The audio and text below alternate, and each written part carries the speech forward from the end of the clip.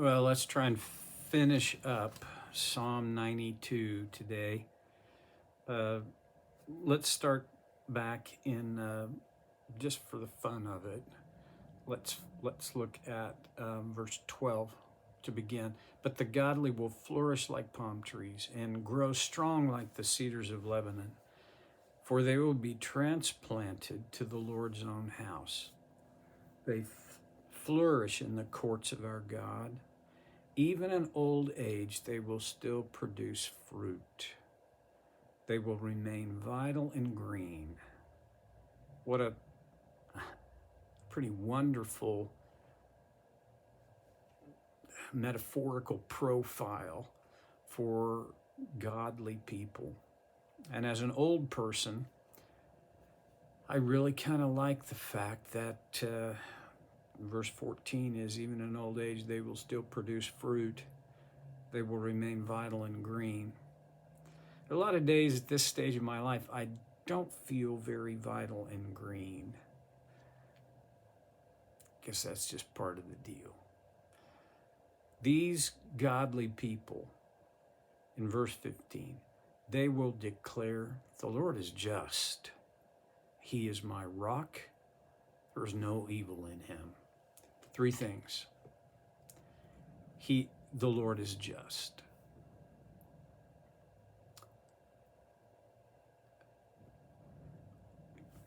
I'm just going to tell you from my heart, I believe the Lord is just, but he does not very often execute his justice according to my desires and timeline. For instance, I would love for him to end the war in Ukraine. I would love for him to exercise justice there. And frankly, justice needs to be exercised on both sides of that battle line. I would love for his justice to be executed today, right now, against Hamas.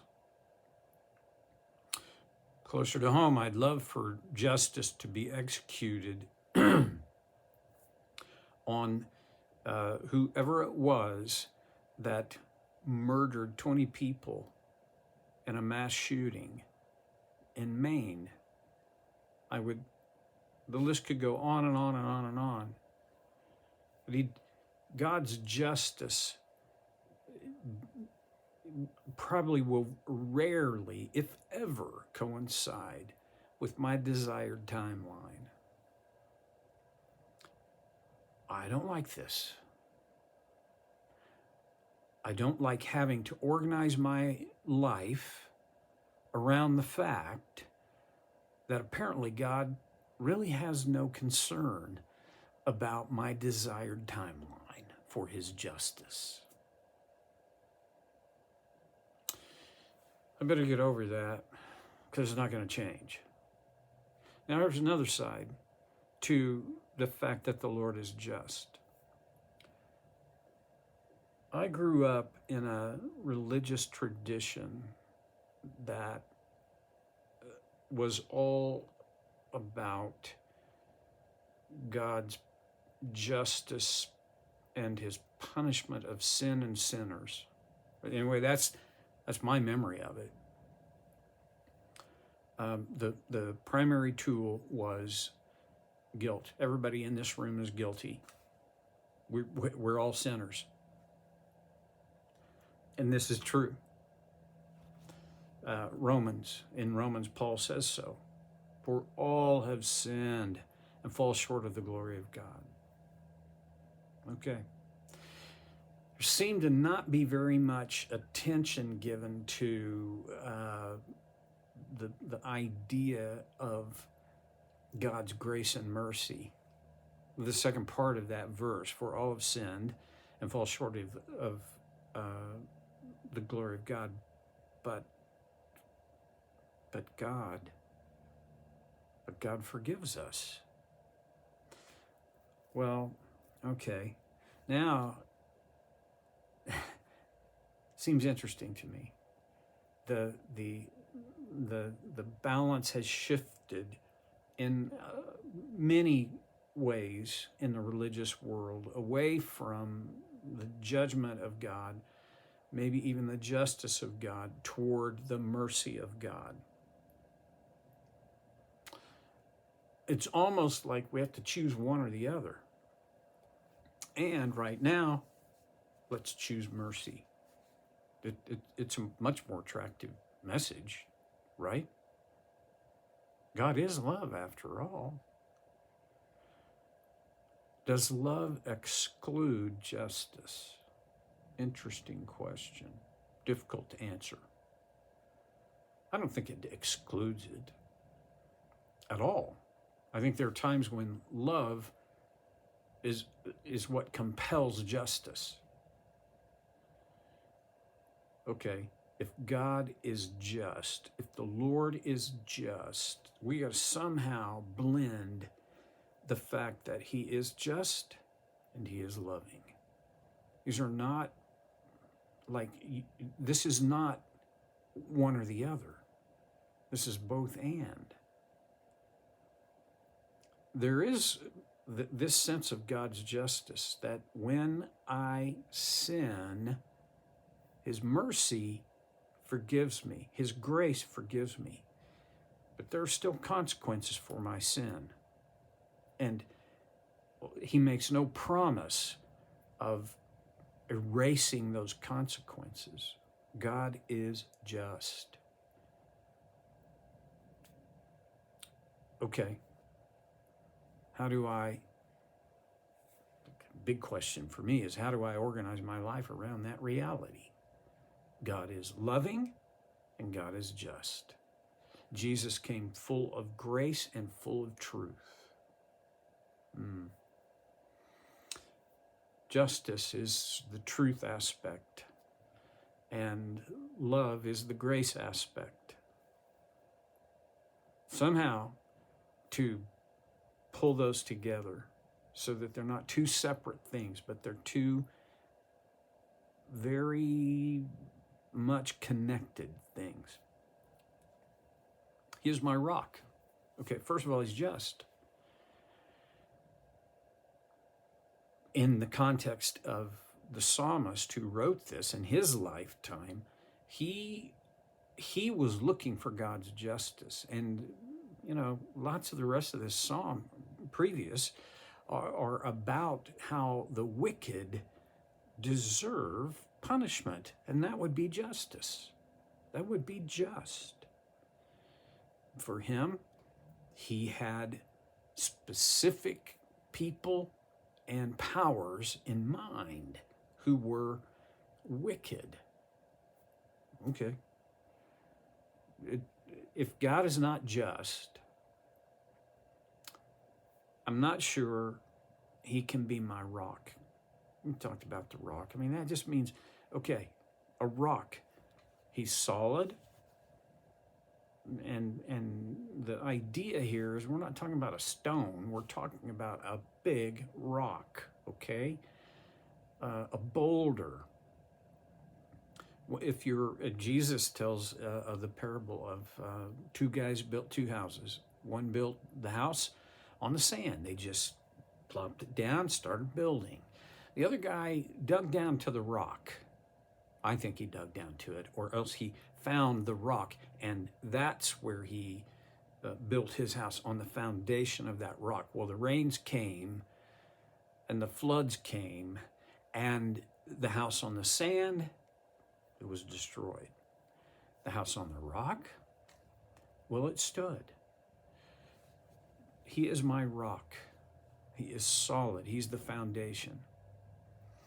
Second thing about the rock is it was a place of protection. At least two different ways. One, a big rock could be protection from the very hot Middle East sun. And it could be a place of protection against an enemy who's pursuing me. God is all of that and more. He's just, and he's my rock. And then this third piece, there is no evil in him. When I read that, I'm thinking, Well, no, I mean, God. Come on. God is love. There's no evil in God. Evil would be the opposite of God. Well, yeah. I mean, even a grade school kid can get that. God is good all the time. All the time, God is good. Yeah, okay. There's no evil in God, but there is evil all around us in the world. And there are times when, you already know, I'm a pretty weak person. My faith is small, and there are times when life happens the way it happens, and I think, God, why would you do that? That's mean. And why would you do it to me? Well, there's no evil in God. James says God can't be tempted, and he tempts no one. God doesn't. He permits evil, yeah. Because if he didn't permit evil, how could we be people, beings, who can make our independent choice to love him, honor him, serve him, right? Well, okay, that's a whole deep subject all on its own. There's no evil in him. Okay. If he's just, and he's my rock, and I can be assured there's no evil in him. I think one of the big pieces of that is that I can face the evil in the world, knowing at some point in time, justice will be served, and evil will be punished, and good will be vindicated. It won't, I don't expect this to happen in my lifetime. I know there will come that day, and I'm not sure that the psalmist had the same view of this as we can have because of what we know about God's divine plan for us. We can know that when Jesus returns, everything will be set right. This Lord of justice, you know, the old saying, you know, he came the first time as a baby in a manger, but when he comes the second time, he'll be a conquering king on a white horse, and his robes be dipped in blood, the blood of his enemies. This is not a sweet baby Jesus. This is the all-powerful King of the universe returning to set things right. That his justice will be executed and exercised. Okay? Until then, I have to have this very secure sense that even though I can't see it, even though it's not happening as I want it to, when I want it to, he is just. And he is my rock. He is my source of security, my source of safety. He is the sure foundation for my life. And oh, by the way, there's no evil in him. All the evil is in the world. But because he is just, because he is my rock, I can be assured that he sustains me in the face of the evil in the world. Okay, I'm done. Psalm 92. Probably be a good idea to go back and just slowly read out loud the entire psalm. Just see the whole picture again, because we've been looking at individual trees and, in fact, each leaf on each tree. See you next time on So Care with Stevie Boy.